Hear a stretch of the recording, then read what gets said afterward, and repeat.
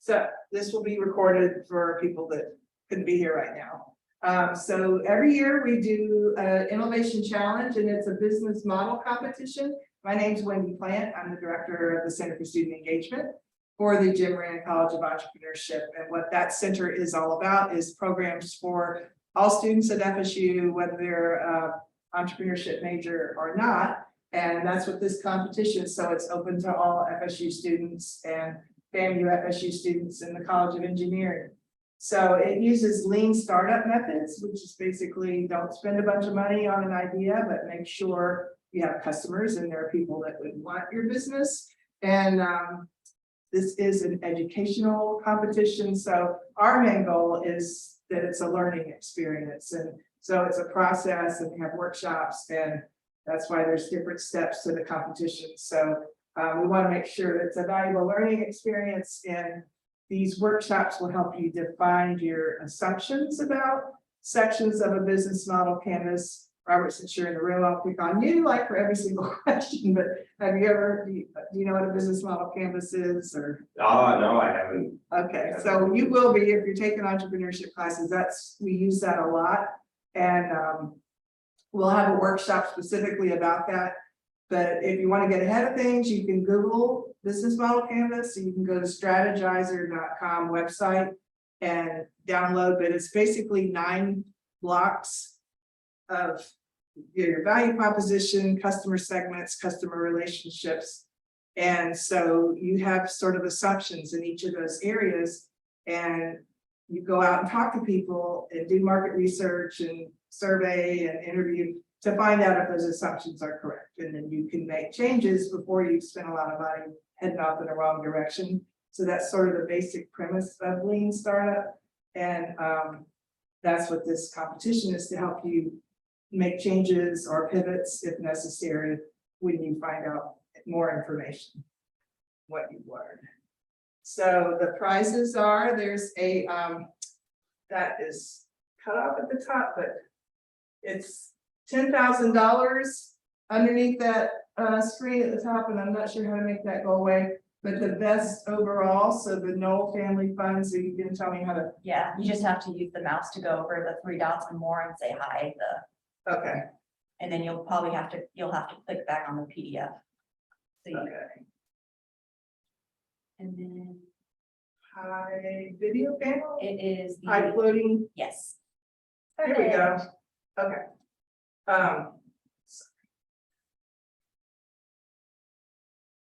Okay, here we are.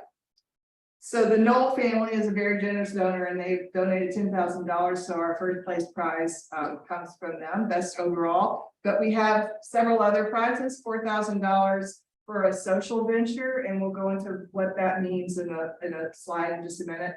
And 4,000 Spirit of Entrepreneurship Award.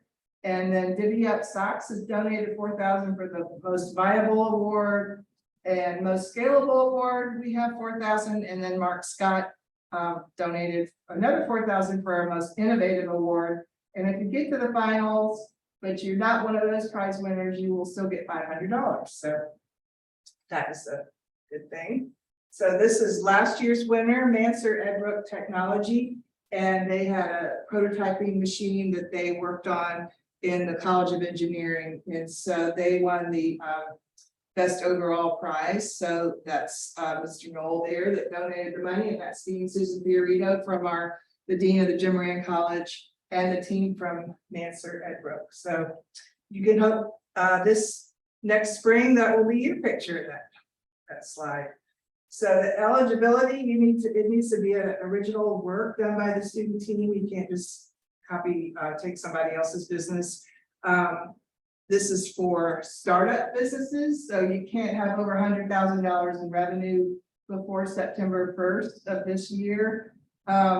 We encourage not more than 5 degree-seeking students, and you need to be have at least 6 credit hours or more on FSU or the FAMU FSU College of Engineering at the time of application. So you need to be a student in the fall. So sometimes people ask, they're graduating in December and can they compete? And yes, they can. So as long as you're a student now, you can compete this March when the finals are. So the students need to have at least 51% ownership and control of the business. So sometimes students will have co-founders that aren't FSU students and they can compete, but the student at FSU needs to have at least 51% ownership and voting control and have a major role in creating the venture. So there's a URL there for the eligibility details. Those are all on our website. So there is a website that is for just the innovation challenge. So this is the business model canvas I was talking about a minute ago. And I think we have a workshop set up that's a deep dive on this, or there's a video on our website. So other workshops are available on the website from videos, but you're going to start with customer segments to make sure who are these people. And if you're taking marketing classes, you're really doing deep dives into customer segments and knowing how you describe these people and how you really get to know who they are, because that's how you know how to message them and get them on board. So your customer relationships are how you let people know about your business is sort of your marketing, and also retaining customers, you know, birthday coupons and ways that you keep customers coming back once you have them on board. Your channels is how you get your product or service to customers, whether you have a brick and mortar store or you sell online, or however you get your product or service to people. Your value proposition is what it is you have to offer, what people are paying you for, what your general idea is, and what your business is all about is your value proposition. How do you provide value to your customer? The activities are all the steps you need to do and things you need to do to carry out the business. Resources are, you know, do you need a factory? Do you need trucks? Do you need, what kind of resources do you need to do the business? Partners, and what kind of partners do you need? Do you need to have a financial partner? You know, your attorneys and accountants and other partners, maybe some of your vendors or suppliers could be partners. These are all your costs that it's going to cost you to create it. And this is how you're going to make your money and get your revenue, how you get the money coming in. So all these blocks, you put in what you think things are, but then the whole purpose of a business model canvas is it's a changeable living document that as you get more information and find things out, you can make changes before you put everything into a full-blown 60-page business plan. So it's a way to sort of find out things and build up to that. So the process of our competition, you on November 11th is round one, and it's just the intent to compete, say, yeah, I do want to be in this competition. And then probably where you had a problem last year, that used to be you had to enter by then. So we've extended it now that students have up till January 18th, round two, to enter the competition. So in round two, you're going to put in your business model canvas sections without the cost and revenue part, but you can apply up till January 18th. And then round three, you submit your completed business model canvas by February 3rd, and then the executive summary by February 27th.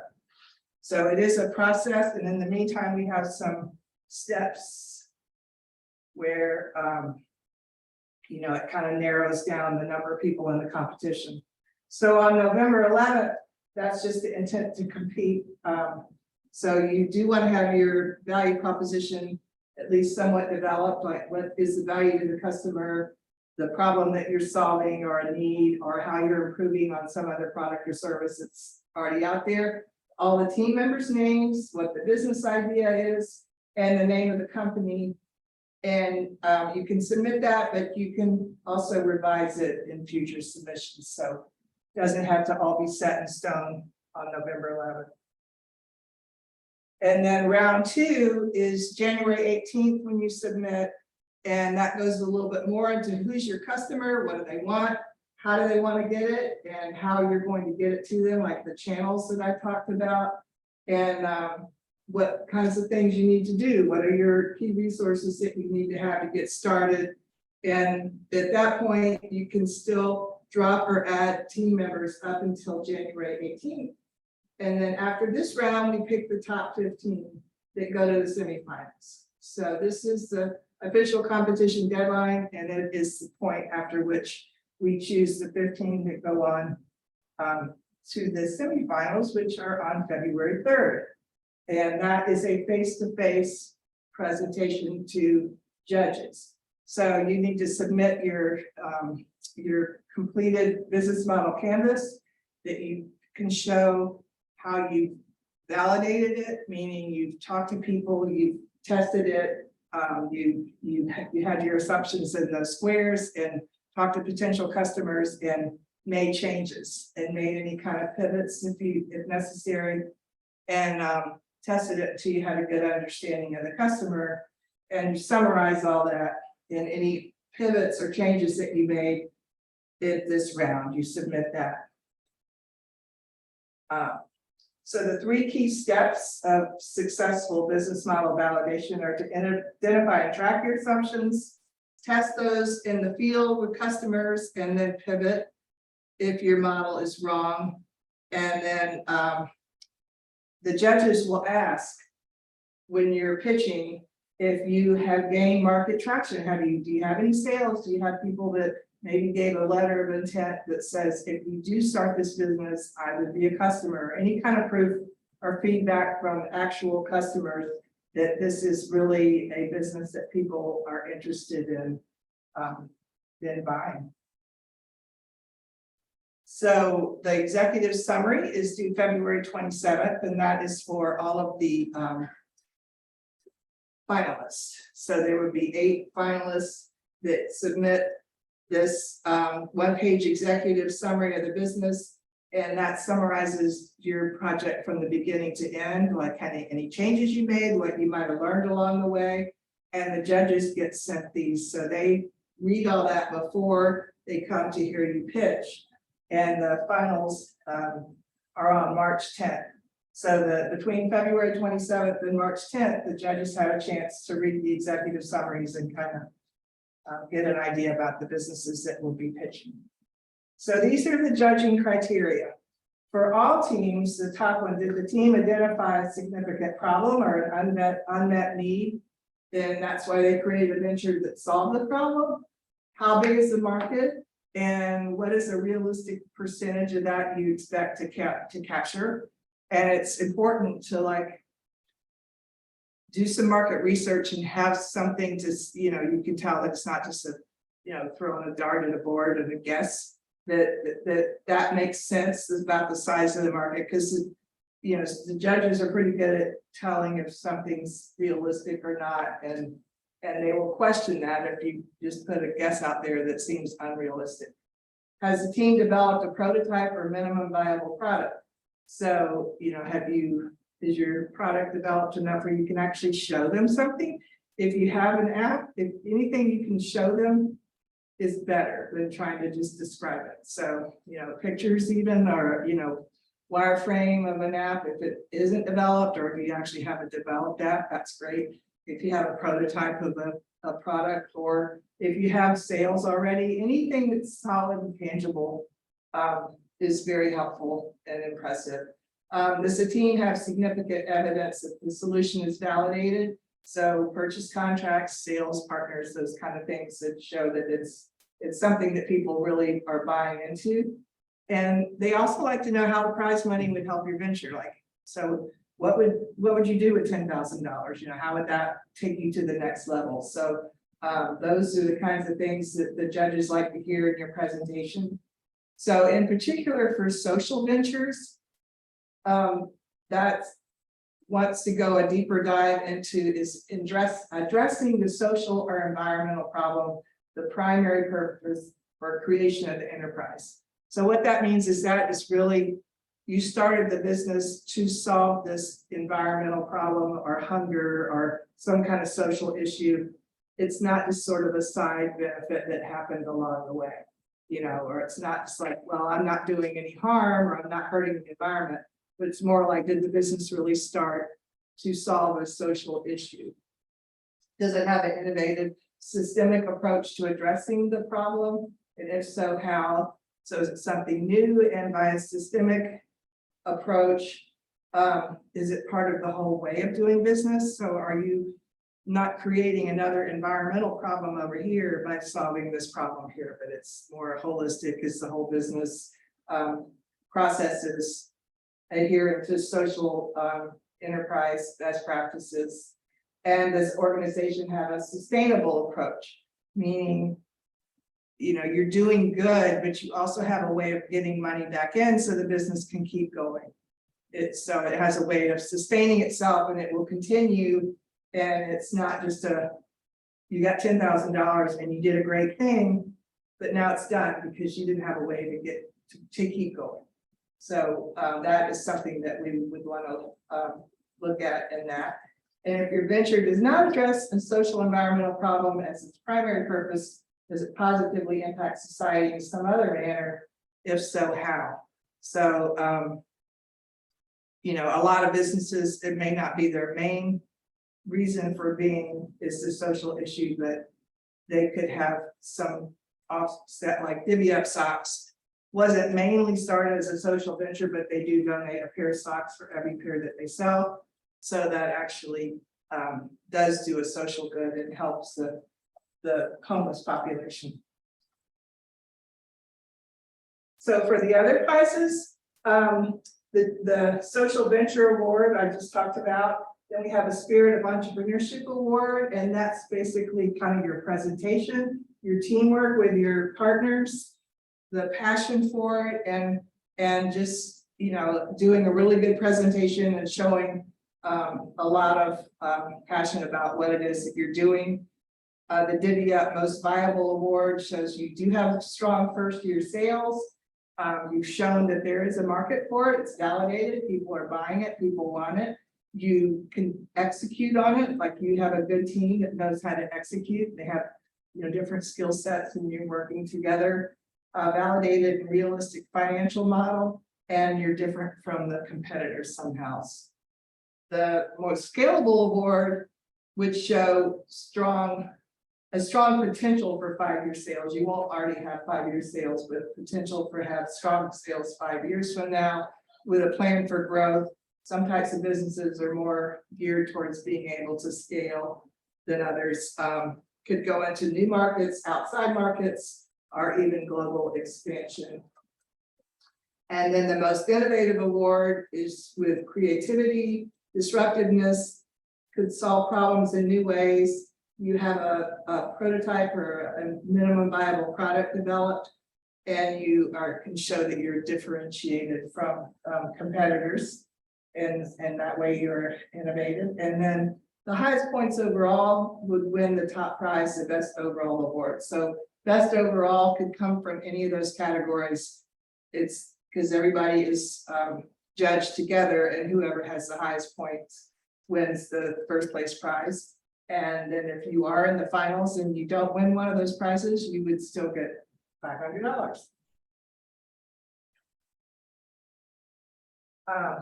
So we do recommend that you form a team. You're not required. We do have sometimes solopreneurs, so one-person teams, but it's really recommended. Most people don't have all the skill sets to do everything, and it's typically better to find somebody with complementary skill sets. If you're really good at sales and marketing and talking, you might want to find somebody that's really good at numbers or that type of side, you know, or engineering that can build, you know, or computer science and coders and things like that. So most people can't do all things required. So it's kind of good to have a team. Come to the workshops to meet people. I will always say people that come to the workshops, we better shot at winning. So congratulations, you're a step ahead. And online also, so you're here. So recruit students from across different disciplines. So you could go to the Innovation Hub, maybe, and if you don't have technical skill sets, or go to some other clubs and meetings to find students that have skill sets you don't have, if that's what you need. Because the best teams do all have different majors and different interests and kind of more balanced. So how do you apply? Well, you're using Startup Tree, and I keep looking back at Caitlin because she's the guru for Startup Tree. And there is this tiny URL, this presentation is on our website, or it will be. And there's a deadline of January 18th at 11:59 p.m. It's, like I said earlier, it's open to current FSU or FAMU, FSU College of Engineering students that are enrolled for at least 6 credit hours at the time of application. And FSU students need to have at least 51% ownership. And there are updates about the competition will be kept updated there. So these are the important dates to remember. The first one is right now, right here. The workshop number 1 is intro to the competition. We are the date to be determined, the design thinking workshop. So we will post that as soon as we have more information about that. And identifying needs. So that's refers to suggested dates of workshop that should be viewed on your own. So that's what all of these with the asterisks are. You can watch these workshops at any time because they are on our website. When we did them live, this is the order that we did them, and we think this is a good order for things to go. But if you want to sit down and watch all these workshops at one time, you know, you're welcome to, or if you want to wait till later to watch them, but these are all already on our website. And so these are our faculty that have done these in the past, and then other presenters. So they are available throughout the competition. But if you want to kind of keep up with it and keep up with the schedule that makes sense, you can follow those dates. And then November 11th is when you can actually submit. Yes, I do want to be in the competition. January 18th is when you have to submit by then. For round 2 with your business model canvas, it's separate, the cost and revenue part, but all your team members and sort of your value proposition. And then on the 27th, we'll announce semifinalists, and there's a pitch workshop. And February 3rd, you have your completed business model canvas submit. The semifinals on the 10th. The 13th will announce the 8 finalists and submit the executive summary on the 27th, and then March 10th are the finals, which is right before spring break. So somebody could win $10,000 and not take it on spring break with you, because it actually would go to your business, and it actually does take more than a day for FSU to disperse the money, of course. So so you wouldn't actually go to spring break with it, but spring break is the week after that. So these are all the resources that you have. Again, all these workshops are on our website. The application is at this link. So these are all the links to the different things. So if you go to the Jim Rand College .fsu.edu website and click on Center for Student Engagement, then there's an innovation challenge link on that page. Which is that QR. Okay, so Caitlin's got it all ready for you. You just use this QR and it'll take you right to the where I just said there. And again, that's my name, Wendy Plant, up there, and that's my email and phone number. And then Caitlin is our student engagement manager. And if you need any technical assistance, you'll have a better shot with Caitlin than you will with me. So yeah, that's how you can get help. Or that's for the main site. I probably should have labeled it, but just like the main innovation challenge landing page. right there. Okay. Yeah, people are good. Yes, so that will take you back. So this is the last slide, right? Correct. So I won't flip past that. Yes, so online with Robbie or in person with Robert, do you have any questions? I don't think so. No? All right, well, I remember many years ago, we had a workshop and Hannah King was there, and I'm like, you're at the workshop, so you're probably gonna win. And she did, so. So, you too, Robbie.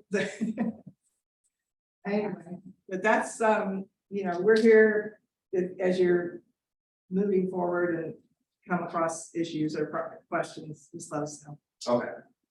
I'm typing to him as well. Mhm. I'm typing to. Oh, to Robbie. Saying Okay. to unmute if he has some questions. Yeah. Um, So that's all we got. Awesome. I guess I do have a question. Okay, Aside from this, are there any like entrepreneurship clubs or anything? yes, there's a collegiate entrepreneurs organization, which is CEO. And they have a Instagram page, FSU CEO, it's called, and that tells, like, they had a meeting Monday. And they meet in the Innovation Hub, but they meet regularly, and that's the best one. Okay, awesome. Yeah, I was looking for one. I think I looked online and just emails. It didn't have any of the dates or anything where I was looking. To see, yeah, so Ashton Herndon is the president of that, of CEO. Okay, And I think with the new FSU email address, where if you start putting in someone's name. there's Yeah, it gonna actually pop pops up up, which is nice. with their email address, but when people request information from me about it, I typically just send them to their Instagram page, because they do post, you know, when they need stuff like yeah, okay, awesome. So that's great. that. So So, glad you came. yeah. Take some stickers. Yeah, exactly. Get some stickers. And our cards, just. Yeah, the card will be good too. That's right, the old Yeah. fashioned way to get in touch with us, yes. But, I guess, should I shut the Zoom down and see? Yes. All righty, All right. Thank Well, nice meeting both of you and thank you. nice to again. meet you too. All Yeah, right, see you bye. soon. Right.